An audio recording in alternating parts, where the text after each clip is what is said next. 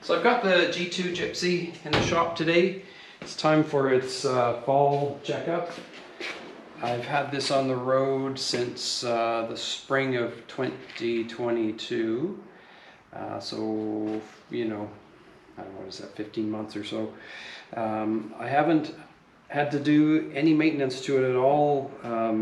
The brakes I can tell are wearing in because the pedal's a little bit low. So I'll be adjusting the brakes today, and it needs to be greased and it needs to have the oil changed too. So I'm going to give it an overall checkup, check the bearings and steering and just see how everything's doing, because I literally had this thing completely apart and back together, and I must have faith in my own work because I haven't even gotten underneath it to check anything, and it hasn't given me any trouble either. So today we're going to see if there's anything that needs to be adjusted or repaired.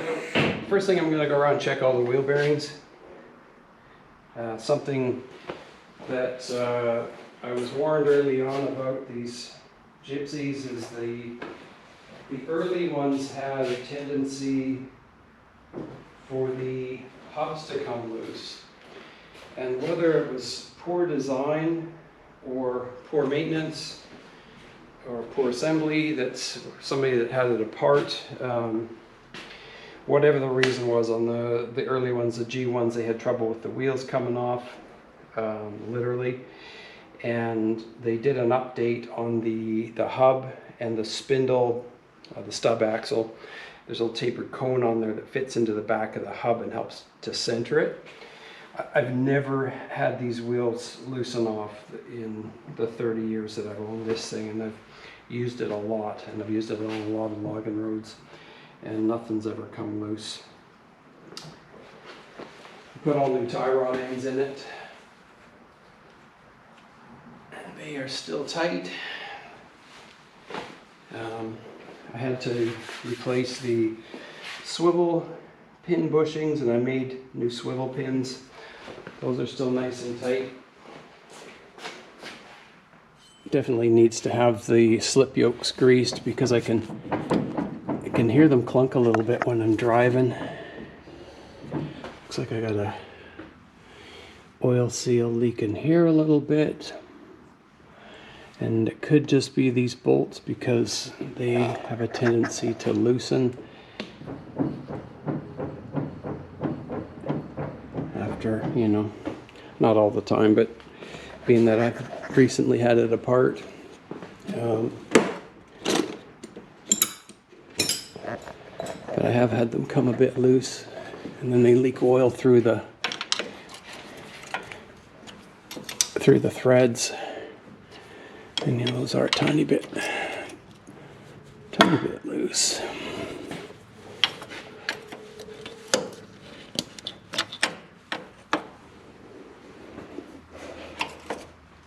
Not really much so. Now it is.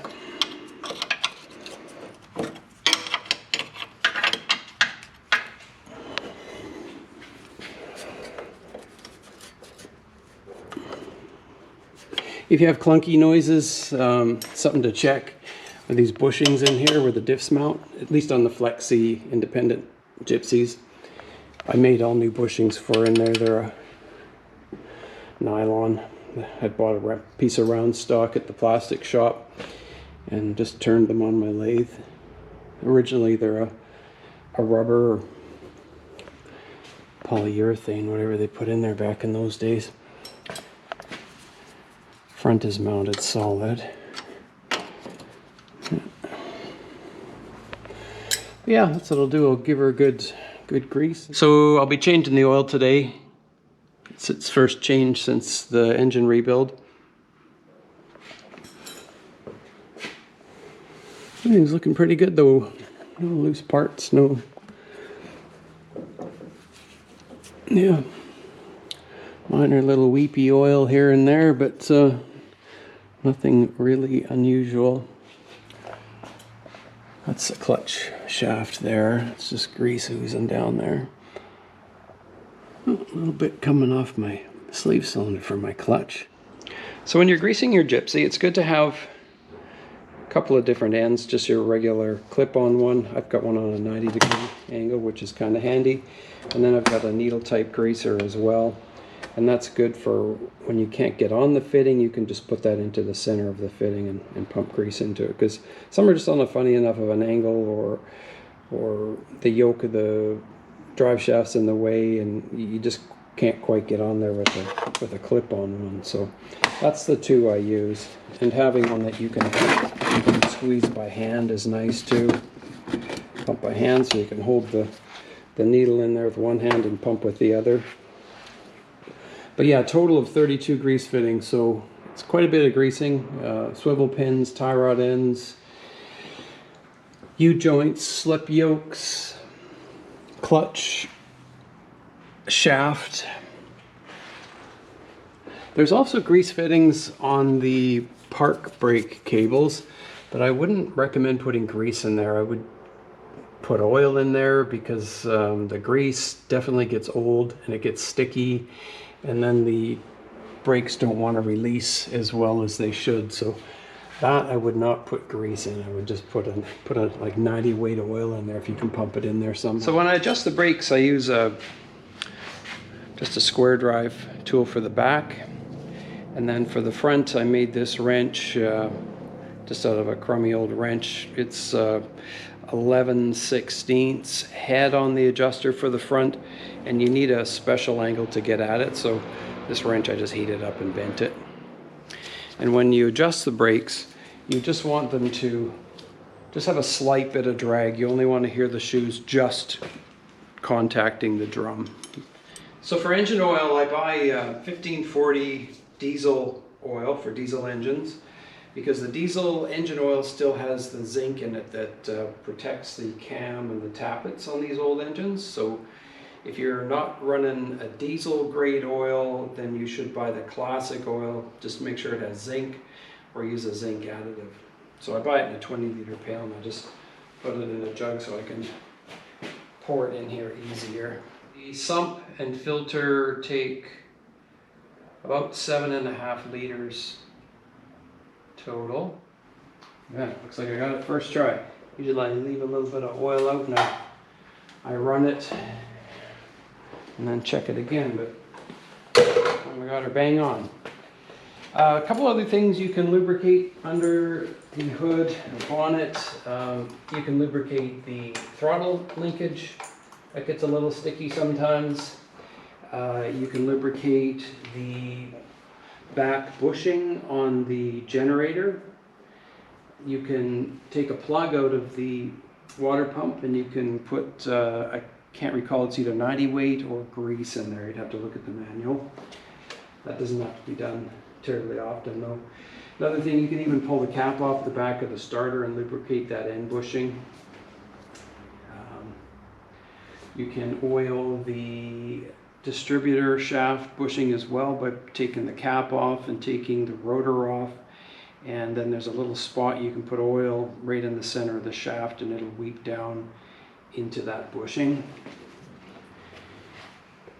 That is all I can think of right now. Something else, you change the oil in the oil bath air filter. That I should probably do as well. It's pretty easy to do. And you just 3 clips on there. I haven't really driven this in a lot of dusty, dirty weather.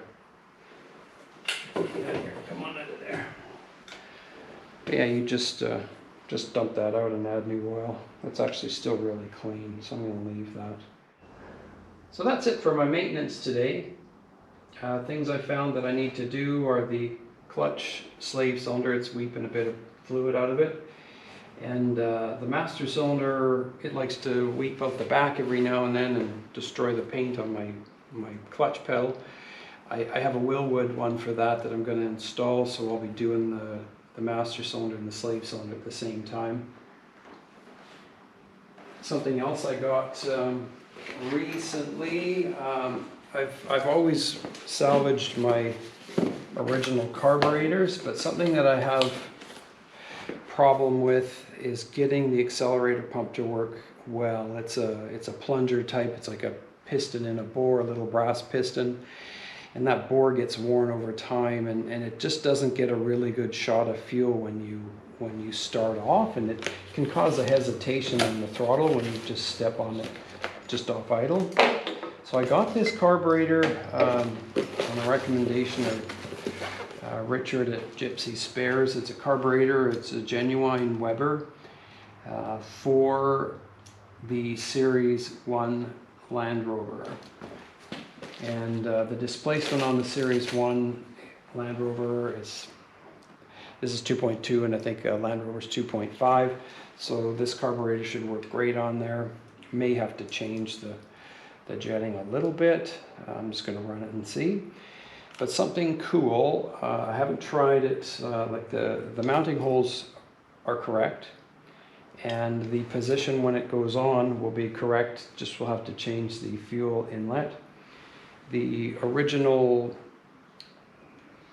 throttle lever that came on it, I was able to remove and put the Gipsy one on there for the linkage. So, and it fits, it's even on the right angle. So that's pretty nice. So that'll still mount in the correct spot, and the original throttle linkage will come in and it'll still work that properly. So that's something I'm going to work on in the next couple of days.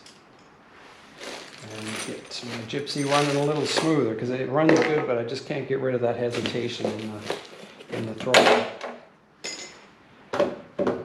And yeah, that's about it. That's all I got for today. Thanks for watching.